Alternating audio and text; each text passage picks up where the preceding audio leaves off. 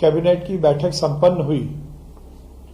उस बैठक में विभिन्न योजनाओं को और अनेक जन कल्याणकारी निर्णय लिए गए।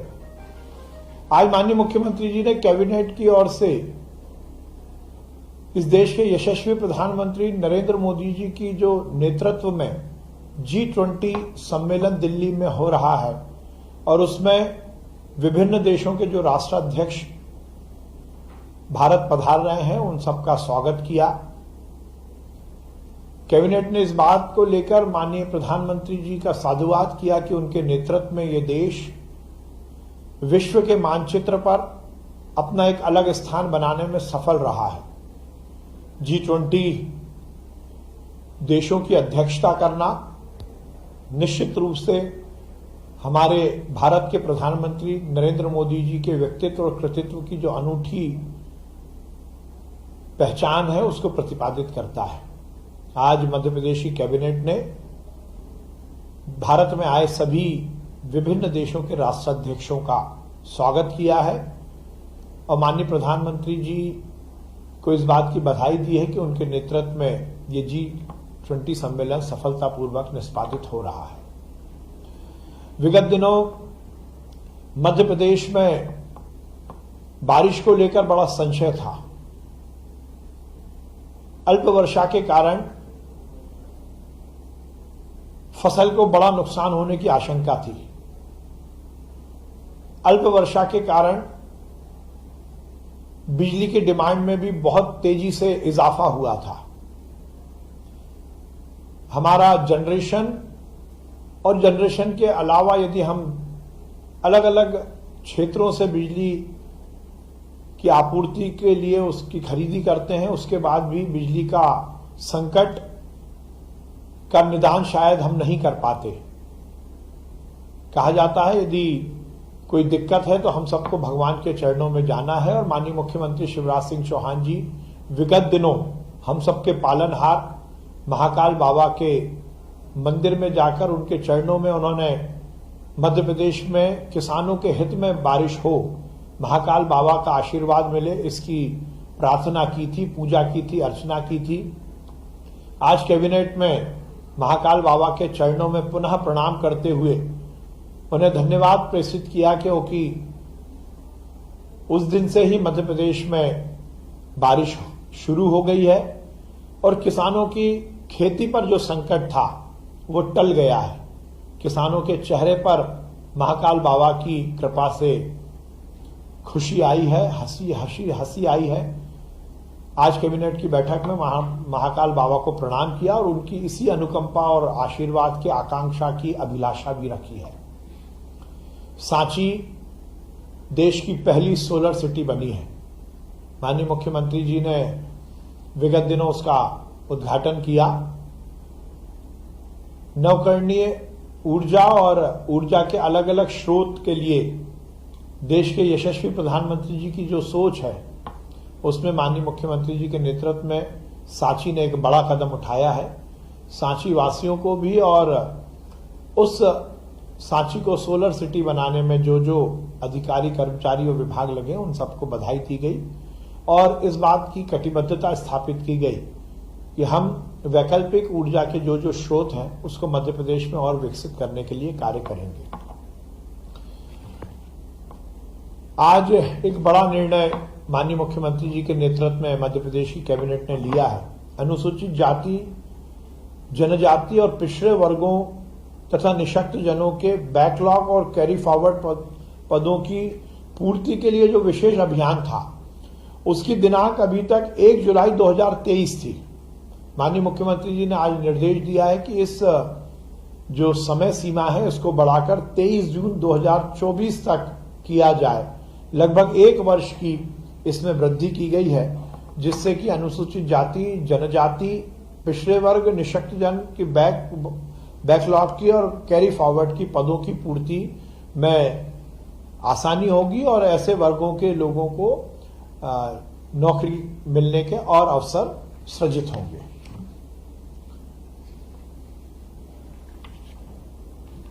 आज अतिथि शिक्षकों के लिए बड़ा निर्णय कैबिनेट की बैठक में लिया गया।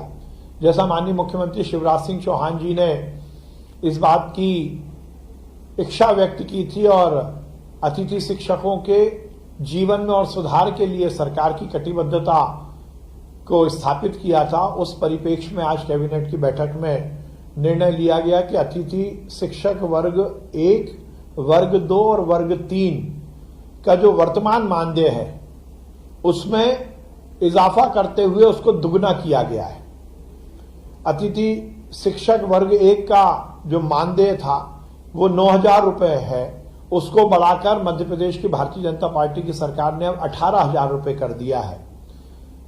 वर्ग 2 का जो 7,000 रुपए मानदेय था उसको बढ़ाकर शिवराज सिंह चौहान जी के निर्देश पर 14,000 रुपए कर दिया गया है और वर्ग 3 का जो मानदेय था वो 5,000 रुपए था, उसको बढ़ाकर 10,000 रुपए कर दिया गया है। यह अतिथि शिक्षकों के लिए एक बड़ी राहत भारतीय जनता पार्टी की सरकार मध्य प्रदेश में की है शिवराज सिंह चौहान जी के द्वारा।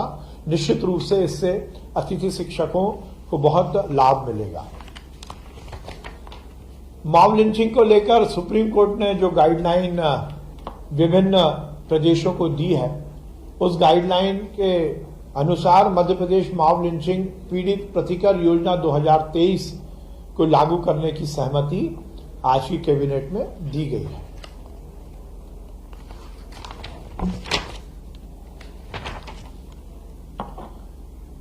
फॉरेंसिक साइंस यूनिवर्सिटी जो कि बरखेड़ा बोदर मऊ तहसील हुजूर में है, उसके विस्तार के लिए और उसमें और रिसर्च और डेवलपमेंट के काम को विस्तारित करने के लिए लंबे समय से भूमि की आवश्यकता की वहां से मांग हो रही थी। आज कैबिनेट की बैठक में उनको 12 हेक्टेयर जमीन देने की जो निर्णय था उसको लिया गया। आज माननीय मुख्यमंत्री जी ने एक बड़ी योजना को मूर्त रूप दिया है। देश के प्रधानमंत्री नरेंद्र मोदी जी और मध्य प्रदेश के मुख्यमंत्री शिवराज सिंह चौहान जी का सपना है कि कोई भी व्यक्ति बिना छत के ना रहे। हर व्यक्ति को, हर परिवार को रहने के लिए सरकार के माध्यम से छत मिले, मकान मिले, और यही भारतीय जनता पार्टी सरकार का मूल आधार भी है। प्रधानमंत्री आवास योजना के तहत बड़े स्तर पर आवासहीनों को मकान मिल रहे हैं, पर बहुत सारे ऐसे परिवार हैं जो किन्हीं कारणों से प्रधानमंत्री आवास योजना से वंचित रह गए हैं। किसी का कोई टेक्निकल कारण है या किसी और कारण से उनको मकान मिलने की योजना में सम्मिलित होने का लाभ नहीं मिल पाया। आज शिवराज सिंह चौहान जी ने मध्य प्रदेश में नई योजना की शुरुआत की घोषणा की है।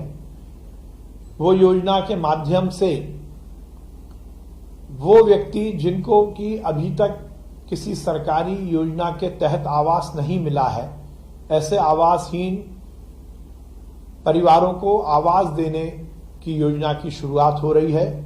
मुख्यमंत्री लाडली बहना आवास योजना, इसमें सभी लाडली बहनाओं को तो आवास मिलेगा ही, और उसके अलावा जो भी आवासहीन परिवार हैं उनको मुख्यमंत्री लाडली बहना आवास योजना के तहत मकान मिलेगा। जो प्रधानमंत्री आवास योजना से छूट गए हैं, जो आवास प्लस योजना जो लिस्ट है उससे छूट गए, उन सबको ये लाभ मिलेगा। इसका कार्य जल्द से जल्द शुरू होने वाला है। इसकी पूरी कार्य योजना, इसकी पूरी जो गाइडलाइन है वो बनकर तैयार हो रही है, और निश्चित रूप से ये आवासहीन जो हमारे परिवार हैं उनके लिए बहुत बड़ा योजना का लाभ शिवराज सिंह चौहान जी की सरकार ने आज दिया है।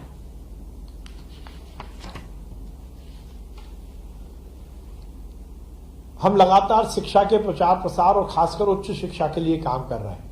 लगभग हर बैठक में मध्य प्रदेश के विभिन्न क्षेत्रों में नए शासकीय महाविद्यालय खोलने की का निर्णय लिए जा रहे हैं। आज भी 6 नए शासकीय महाविद्यालय खोलने का निर्णय कैबिनेट की बैठक ने लिया है। जो कि शासकीय महाविद्यालय बिलासपुर जिला उमरिया, शासकीय महाविद्यालय भरेवा जिला उमरिया, शासकीय महाविद्यालय सालीचौका जिला नरसिंहपुर, शासकीय महाविद्यालय शिवपुर नर्मदापुरम जिला, शासकीय महाविद्यालय चकल्दी सीहोर जिला और शासकीय महाविद्यालय रहटगांव हरदा जिला, इन 6 नए शासकीय महाविद्यालय खोलने की अनुमति कैबिनेट द्वारा दी गई है। इसमें लगभग 240 नवीन पद सृजित होंगे और लगभग 13 करोड़ 22 लाख रुपए प्रतिवर्ष का आवर्ती व्यय और अनावर्ती व्यय लगभग 6 करोड़ 40 लाख रुपए का ये व्यय आएगा। टोटल मिलाकर 7 करोड़ 27 लाख रुपए का इसमें खर्चा आएगा। माननीय मुख्यमंत्री जी ने पहले से ही जो हमारे मेधावी विद्यार्थी हैं उनकी शिक्षा के लिए मेधावी विद्यार्थी योजना की शुरुआत की थी।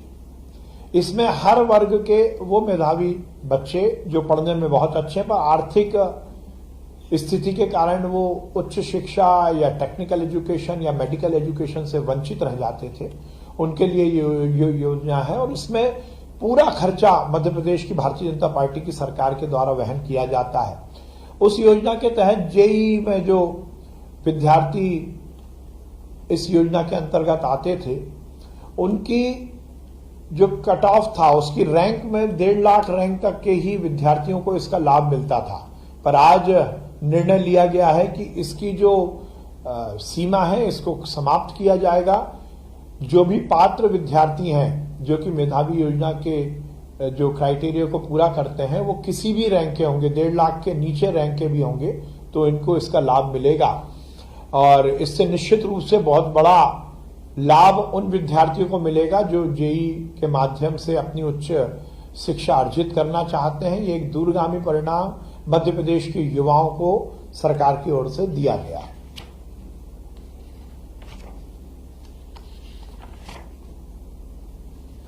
आज मध्य प्रदेश की एमएसएमई विकास नीति में सॉल्वेंट एक्सट्रैक्शन प्लांट और एक्सप्लेवर प्लांट को भी इसमें जोड़ा गया है, जिससे कि एमएसएमई योजना का जो लाभ, इस नीति का जो लाभ है इन जो प्लांट है उनको भी अब मिलेगा।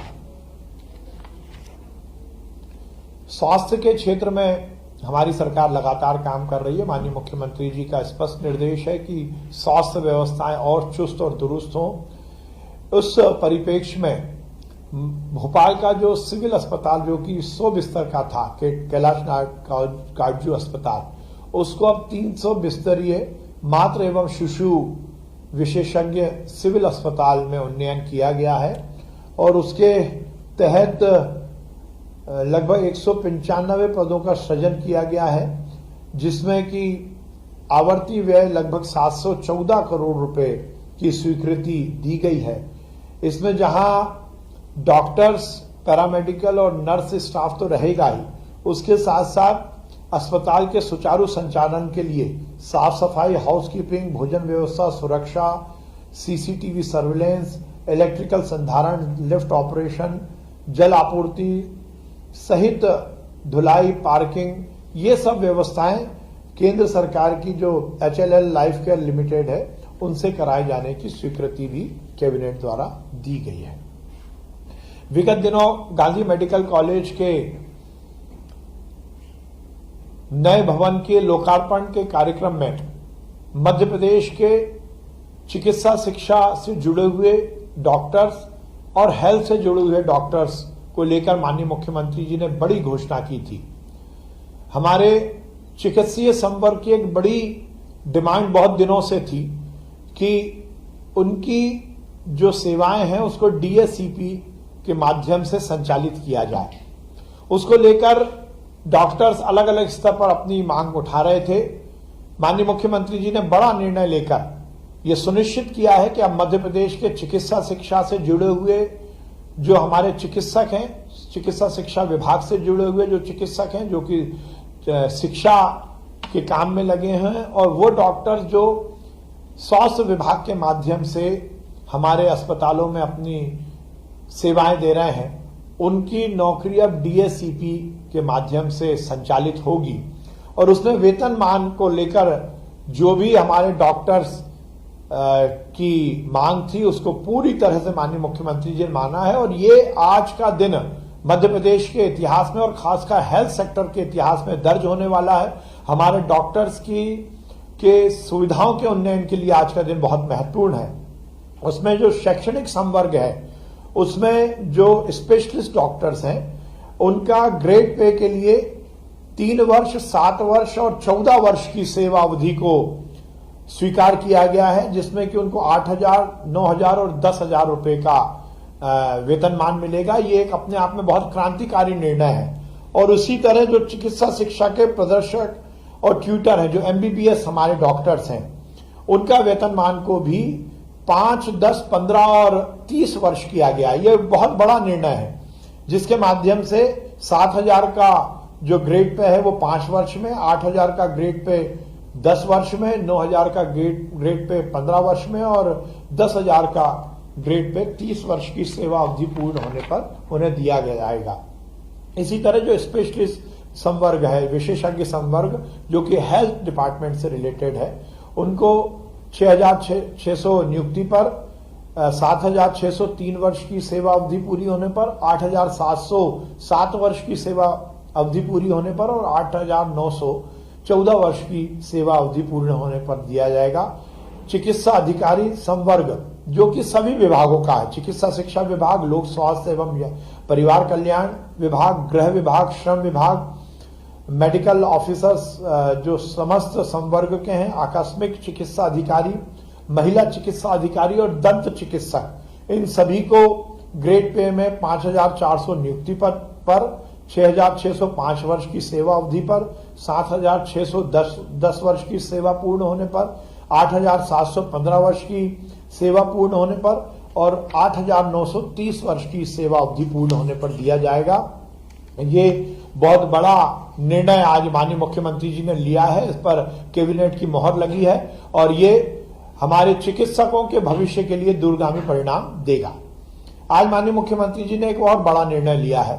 विगत दिनों उनके सामने एक बात आई थी कि जो हमारे प्रधानमंत्री पोषण शक्ति निर्माण योजना में जो रसोइये कार्यरत हैं, उनको केवल 2,000 रुपए मानदेय मिलता है। माननीय मुख्यमंत्री जी ने पहले घोषणा की थी कि इसको बढ़ाकर 4,000 रुपए किया जाएगा। आज कैबिनेट ने ये निर्णय लिया है कि प्रधानमंत्री पोषण शक्ति निर्माण योजना के अंतर्गत जो रसोइये कार्य में लगे हैं, उनको 4,000 रुपए प्रति माह का मानदेय दिया जाएगा और इससे लगभग 714 करोड़ रुपए की स्वीकृति आज कैबिनेट ने दी है। इससे वो रसोइये जो मेहनत के साथ प्रधानमंत्री पोषण शक्ति निर्माण योजना को नीचे तक निष्पादित करते हैं, उनके लिए एक बड़ी राहत दी गई है। विगत दिनों लाडली बहना योजना से जुड़ी हुई बहनों को सावन के महीने में रसोई गैस 450 रुपए देने की माननीय मुख्यमंत्री जी ने घोषणा की थी। वो जो सावन के महीने में जो बहनों को 450 रुपए में गैस कनेक्शन देना और उसकी जो बची हुई राशि है उसको सब्सिडी के रूप में सरकार द्वारा वहन करने की आज यहाँ उसके निर्णय को कैबिनेट ने पारित किया है। केन बेतवा लिंक परियोजना के अंतर्गत बांध के डूब प्रभावित जो हमारे गांव हैं और जो रहवासी हैं, उनके लिए आज बड़ा निर्णय लिया गया है। उसके 22 ग्राम जो है वो प्रभावित हुए हैं, उसमें लगभग 6,700 परिवारों को विशेष पैकेज आज ही कैबिनेट ने दिया है। आज यही निर्णय कैबिनेट द्वारा लिए गए हैं। मुख्यमंत्री लाडली बहना आवास योजना के तहत अब लाखों वो परिवार जो कि आवासहीन हैं, उनको आवास मिलेगा और उसके साथ ही अन्य योजना के तहत भी जो कैबिनेट में निर्णय लिए गए हैं उस तहत मध्य प्रदेश की आम जनता को लाभ मिलेगा। धन्यवाद।